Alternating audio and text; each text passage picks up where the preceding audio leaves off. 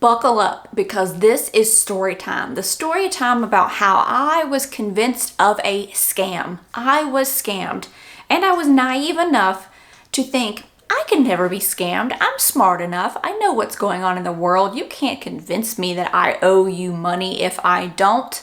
I know what's going on in my financial life. How are you going to convince me to send you money for something like that?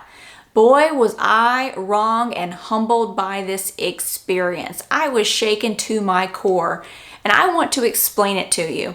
I want to do this in hopes that if something similar happens to you or someone tries to scam you, you're going to think about this story and step back from the emotions, because that is what happens. It's the emotions. But before we get into it, I want people who are watching this video to be able to see other scams that are out there. The more that we can know about them, the better. Let me know down in the comments what scams you have heard of before, have happened to someone you know, or maybe yourself. I have heard of them. They're getting very detailed. They are legit sounding scams. And what they do is they create fear and confusion and are scattered with truth. That is what makes you convinced of them. They evoke emotions that withhold your critical thinking skills, that shut your critical thinking brain off. And these scammers are hoping that you give them money during that time when your adrenaline is up and your critical thinking skills are off while you're on the phone. Don't get off the phone with me until you've done it, because if you have the chance to get back and step back from that situation, you are going to be able to then turn that critical thinking brain back on and start seeing all the holes and the warnings in the story. With the age of social media, more people are sharing and hearing stories of scams. But what that's done over the last decade or so is made normal, ordinary scams just obvious to most people. The one I experienced really showed me just how diabolical scammers have gotten and just how much information they can gather to pull the truth and convince you of their scam. I need to talk to you just quickly about, in my early 20s, what happened that actually came back into play during the scam. So in my early 20s, I was in debt. I had credit cards, I had other things that I had payment plans out on. I was well in over my head. I had no idea what I was doing, and I couldn't make the payments. So therefore, they went to collections, and I had collectors calling me. And let me tell you, that sick feeling, I had that really sick feeling and that pressure, and them telling you, you need to pay this. You need to pay me now. No, you can't get off the phone with me till you settle this. It was crazy. I didn't want to turn my telephone ringer on for over 5 years because of how much that affected me during that time. It was around 2008, late 2008, 2009 when it finally broke, and I was like, I can't do this anymore. And I was able to figure it out. I was able to have the loving embrace of my parents to allow me to move home so that I could not have rent to have to worry about, and then I could work to get those things paid off. So I could work and speak to those collectors and set up payment plans, and I did that. So now we're going to go to 2025. I get a telephone call from a local number. I pick it up, and this person said that they were a process server and they needed to serve me. Never heard that before. Last time I checked, when you were served something, you were being sued. And it was not a good situation. They knew my name. They knew the town that I was in. They said they knew where I lived. And it sounded like a scam to me, though, the way it came across. And so I started asking him some questions. The guy was very convincing. He said this was not a scam. He gave me the law firm's name. He gave me the telephone number and the case number. I thought, the case number? What the HE double hockey sticks is going on? He then said they had tried to serve me a month before. He gave me a date of a month before. Insert clue number 1. Why would it take you so long to serve me, or try to attempt to serve me a second time? Remember, this is how they get you. They insert fearful words that make you scared, words that for moral people make us go, what is going on? This gets your adrenaline rising and makes you less likely to think rationally. I told him, sure, I am going to be home. You can stop by within the next hour. I got off the phone. Again, my heart is racing. I am home, just got home from work with my daughter. I call the law firm, okay? And they pick up. And the lady who answered sounded so legit. She sounded like if I were to go into the nearest city near me, she would be in a banking office in a cubicle answering the telephone. Sounded absolutely legit. The next part really got me. She said my name and then she said, "Can I verify these are the last 4 digits of your social security number?" Okay, how would she know that if it weren't legit? That really got me going. Then she started saying that the law firm was hired by the credit card company. I'm not going to mention the one, and that I had one of the ones that I had back in the early 2000s. And they were pursuing me for fraud, intent to defraud for an unpaid balance on a credit card that was opened in April. She gave me the exact date of 2005 and then somehow closed in 2011. And the amount was just under $6,000. Again, extremely frightening language when you hear fraud. So my mind starts racing. I immediately am transported back to that time in my life. Wait, what happened? I thought I went through all this. I paid off all those credit cards. What in the world is this from? Didn't I pay that one off? Didn't that get settled? Oh my goodness. I know Dave Ramsey always said to get all this stuff in writing. Why didn't I have it in writing?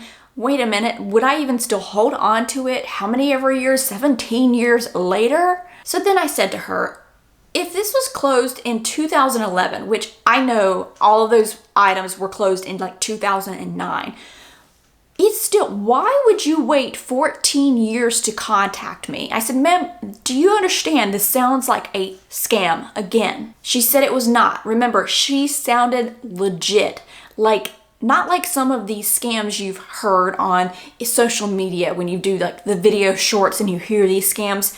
You can tell that's a scam. This sounded legit. She knew the last 4 digits of my social security number. She knew where I lived. She knew the credit card company that I had. She knew the date that I opened it. So again, she sounded as if I was literally calling in and asking questions from somebody I owed money to. Got experience doing that back in my 20s. She said that they had sent me a settlement offer for 50% and I had not responded. I stated I have not received anything. And then also, why wouldn't you send that certified? Wouldn't you want me to like sign and acknowledge that I'd received it? Again, the answer, I received no answer to those specific questions. When I started to my rational mind started to try to come around, I received no specific answers, but she was so well trained. Guys, for you to understand, so well trained. I mean, how many years have I been doing this YouTube channel? 7. I'm not just some completely unassuming person going in and completely naive thinking that could get me. She was so good and she pivoted. And I'm telling you, fantastic at this. She then let me know that I had a court case scheduled on the 22nd. That was 1 week later. And the process server was going to bring me a copy of that letter and all of the details from the account. Remember, she's saying that the credit card company has hired her law firm to go after me for this settlement. I go, wait, what? A court case? A court date? Yes, they were taking me to court. And if I didn't pay, they were going to put a lien on my house. This is what she said. I was like, whoa, whoa, whoa. I have a court appearance in 1 week. Why am I just finding out about this? Again, that rational side of me trying to come around. She said, and again, she pivoted. She said, well, I can see if I can get that 50% reinstated because if you wait to the court case, you'll have the court fees and everything will be due extra. It'll be a lot more. At that time I said, can I see a copy of this settlement offer? She said, yes, she would email it to me, which she did. I gave her my email address. Now at this time, my husband comes through the door. She's putting me on hold to contact the credit card company to see if they will still honor that 50% of the balance, that I could pay that 50% of the balance so that I could avoid court and avoid the court costs so that the lawsuit that was against me would be dropped. So that was the next clue.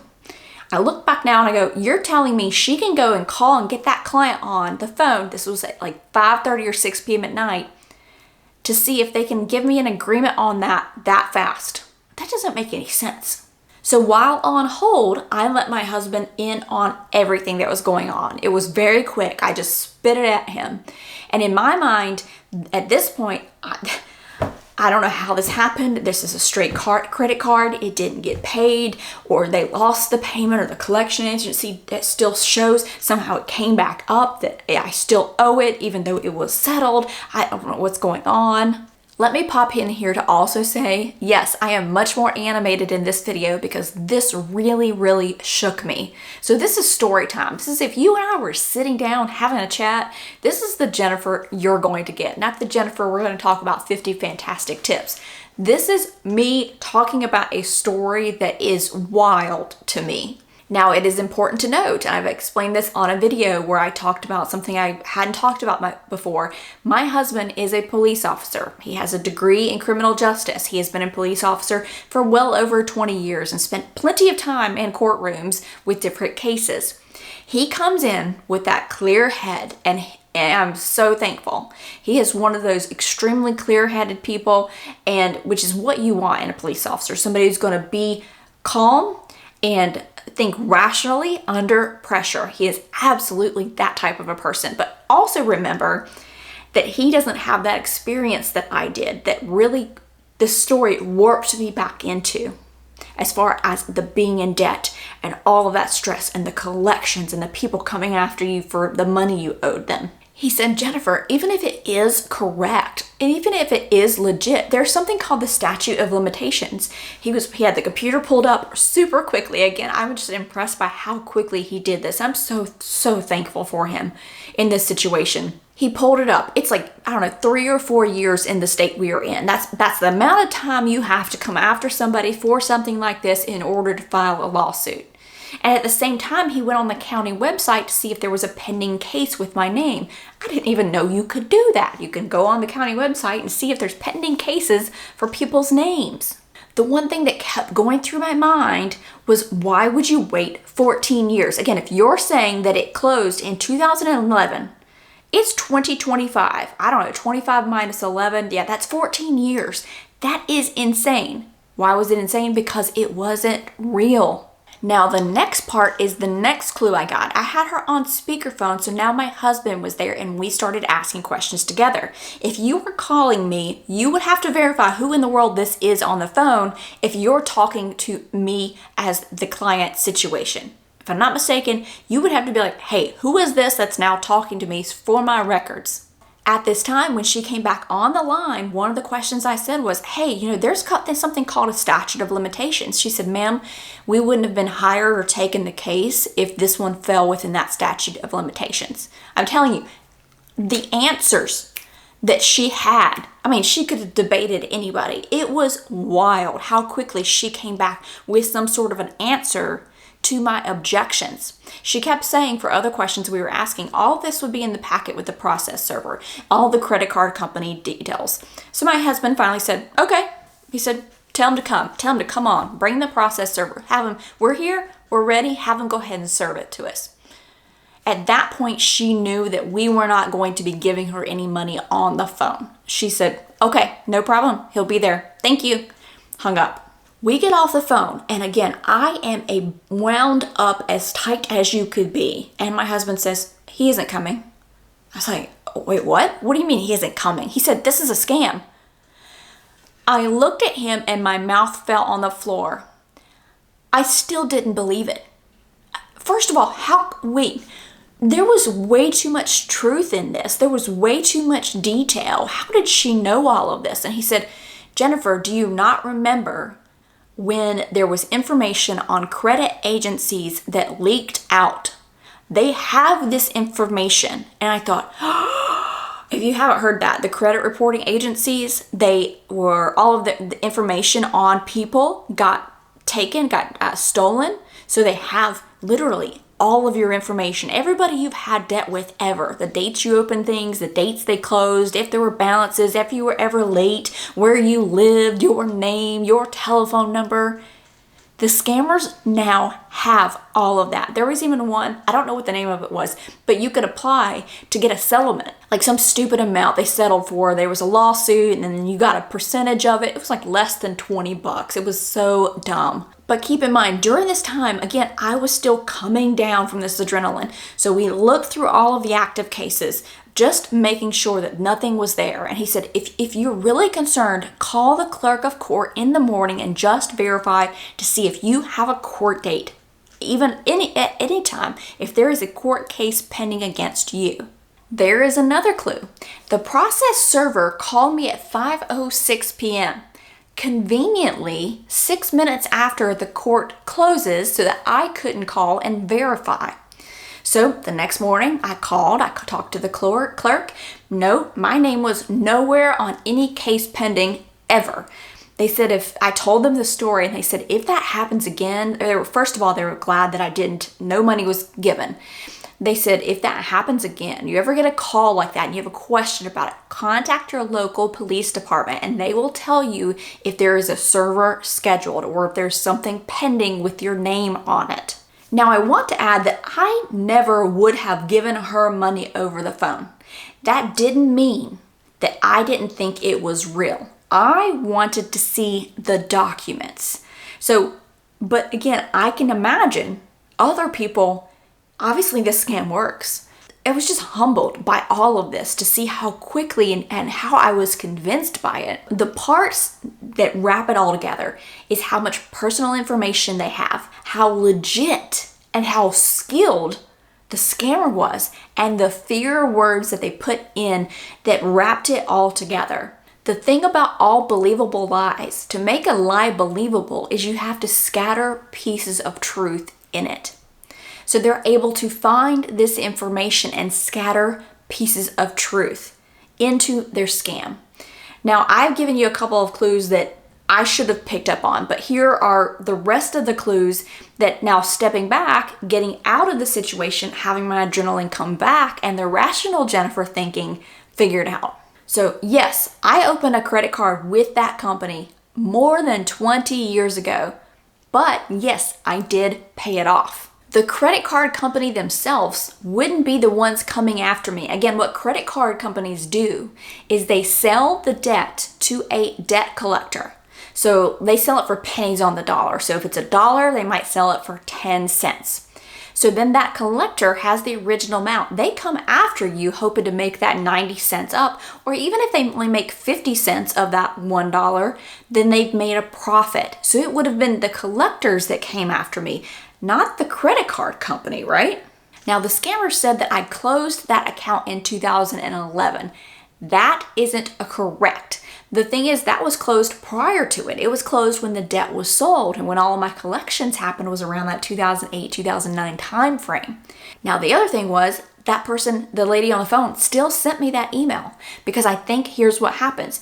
They send you the email. It was from some no reply email, like almost as if you were to receive a DocuSign type of a document. Now, I never opened the attachment, because what they'll do in that is you open up that attachment, they get access to your computer, and that's a big uh-oh. But what I did do, my husband told me to do this. He said, look at the to or the from email address. And I can't remember, it said something, whatever the .com reply email address was from. I then Googled that, and it came up on this Reddit feed that talked about how this was a scammer. All of this blew my mind. It was further confirmed that my information is out there because the amount of scam calls I have gotten since then is insane. These call after call saying I owe this or I owe that are coming after me because my information was leaked. I mean, I got one recently that said they were calling from my actual bank. I said, okay, thank you for the call. I'm going to go ahead and hang up with you and call my local branch to verify this. So that person knew automatically I was not going to fall for their trick, and they said, okay, and hung up. Now, when I hear of scams, it just hurts my heart because I know people are buying into them. I know I know now how they get scammed out of money, and it happens so often. I'm hearing more and more stories. I mean, I heard recently, this one's like really gut-wrenching, about one where people were finding missing, scammers were going out and finding missing pet posters. I mean, you love your pets and your missing pet, and scamming people out of money saying that they had their pet. I don't know what they were trying to use as an excuse. Like, I can't get there. I need you to do this before I can get there to bring you your pet. He looks like this. He's doing fine. Here's a picture. Who knows, AI generation that they can do to prove it. And they're getting people, again, in that super weak time frame when their emotions are high and they're thinking, I'll do anything to get my pet back. There was another one where I heard that these people had found a public profile on Facebook of this older lady, and they had then been able to, from her Facebook page, because it wasn't hidden, see what her daughter's names were, okay? So her husband has passed away, she's older in her age, and they know her daughter's names. So when she was talking to them, they were scamming her out of money. I can't remember what they were asking or what the whole story was, but she said at the time, I need to speak with my daughters. And the person came, oh, you mean so-and-so and so-and-so? We've already spoken with them and they are on board with this agreement. Wait, how do you know my kids' names? That is how, and that person got scammed. That person fell for it. I have even heard of people receiving phone calls, and on, you know how to pop up at caller ID, it'll have the number and it'll have the name of the local police department. So it looks absolutely legit. So you pick it up and the person will say something like, I'm calling from so-and-so police department. You have outstanding tickets for this, this, and this, and they need to be paid, or we're going to issue a fine for an arrest warrant to you. And they'll do it. The best advice I can ever give is to never give people your information on the phone. If they are from some place that you have done business with, or something like a local police department or your bank, hang up and look up the number and call them to verify. Do not just take somebody's word from calling you. If they are legit, they will understand that scams happen and they will be okay with you taking that method. I'm hoping this story was helpful. Hopefully nobody decides to call me stupid for believing them in the heat of the call. It can happen to anyone, but the more we share these stories about the tactics that are taking place, the more people out will be more cautious and more suspicious. These scammers are getting braver, and they could have your personal information. So yes, there could be truth sprinkled in. Don't forget, tell me what you've heard. What scams have you heard about? Hopefully these will help jog our memory if any of us ever get in these situations again, and we'll really think rationally, and no one will fall for these in the future. I really pray that we can stop these scammers, and for these scammers, may God forgive you and you repent and turn from your sin of what you are doing and hurting vulnerable people. Honestly. Thank you so much for watching this video where I really laid out on the line this situation that really upset me, that I knew I had to speak about, in the hopes that I could share it with this community that I've grown for 7 years and help at least one of you out. If you enjoyed the video, you can help by sharing this. This would also be a great video to share. You can share it on one of your social media platforms. That way people hear of an experience like this. Click on that like button down below, and if you enjoy videos from me, hit the subscribe button. I honestly hope you have a fantastic week ahead. I hope no scammers try to call you, and I look forward to seeing you in the next video.